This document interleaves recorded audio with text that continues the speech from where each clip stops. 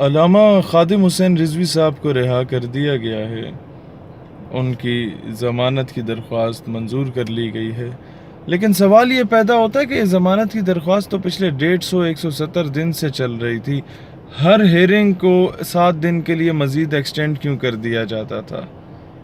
آج جواب ملتا ہے کہ آسیہ کی رہائی کی دیر تھی تو علامہ صاحب کو بھی رہا کر دیا، آسیہ کو کینیڈا بھیجنے کی دیر تھی، آسیہ ملونہ جس نے گستاخی کی مرتکب ٹھہری، 2 بار فرد جرم اس پہ عائد ہوا، اسے مغرب بھیجنے کی دیر تھی، علامہ خادم حسین رضوی صاحب کو بھی رہا کر دیا گیا۔ اب صرف میرے سمپل سے سوالات ہیں پاکستانی قوم سے، مجھے بتا دیجئے کہ کیا یہ عدالتی نظام واقعی آزاد ہے یا نہیں ہے؟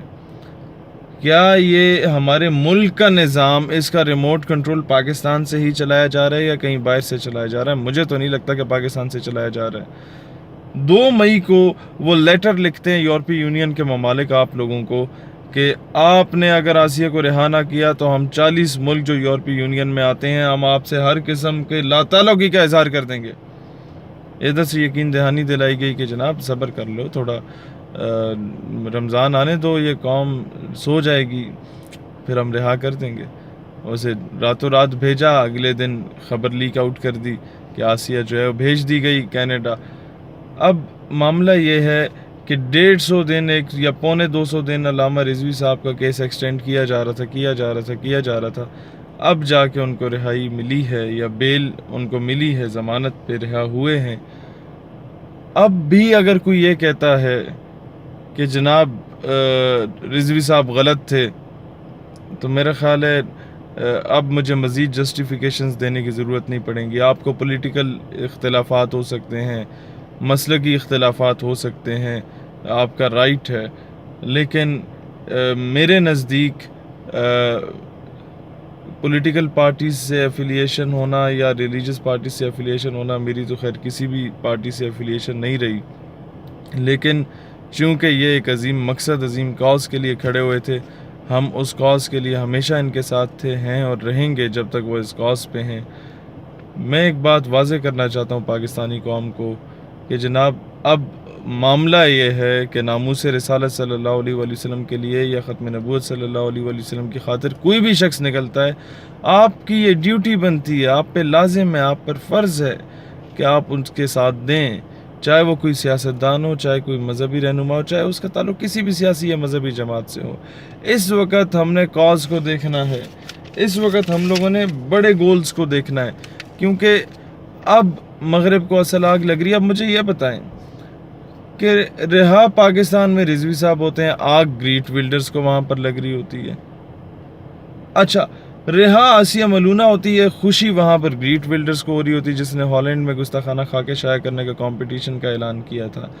رہا آسیہ ملونہ ہوتی ہے، خوشی طارق فتح کو ہو رہی ہوتی ہے ہندوستان میں بیٹھ کے جو اسلام اور پاکستان کے خلاف بکواسات کر رہا ہوتا ہے۔ رہا آسیہ ملونہ ہوتی ہے اور یورپی یونین پاکستان کا شکریہ ادا کر رہی ہوتی ہے۔ بھائی اب تو سمجھ جاؤ کہ انٹرنیشنل پریشر ہے اس ملک پہ، اب تو سمجھ جاؤ کہ ہماری ڈوریں کہیں اور سے ہل رہی ہیں۔ تو انشاءاللہ تعالی اب نوجوانوں، تم لوگوں سے میں کہتا ہوں کہ ہم لوگوں نے مل کے یہ کیمپین چلانی ہے، پاکستان کو اس غلامی سے آزاد کرنا ہے۔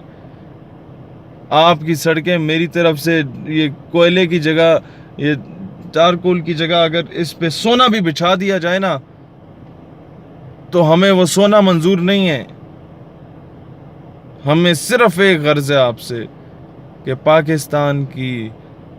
جو عدالتوں کے فیصلے، پاکستان کی اسٹیبلشمنٹ کے فیصلے، پاکستان کی گورنمنٹس کے فیصلے یہ وائٹ ہاؤس سے نہ ہوں، یہ انٹرنیشنل پریشر کے انڈر آ کے نہ ہوں، یہ پاکستان خود کرے، پاکستان اتنا خود کفیل ہو جائے، خود مختار ہو جائے۔ ہم آزاد ہوئے لیکن خود مختار نہیں بنے ابھی تک، لہٰذا ہم آزاد نہیں ہوئے، ہم ابھی تک وہ 70 سالوں سے غلامی کر رہے ہیں۔ تو خدا کا واسطہ ہے اس قوم کو جگاؤ، یہ ٹرک کی بتی کے پیچھے لگایا ہوا ہے اس قوم کو، اور اس قوم کو بتاؤ کہ کس طریقے سے تم لوگوں کو استعمال کیا جاتا ہے، تمہارے جذبات کے ساتھ کھیلا جاتا ہے، اور تم لوگوں کو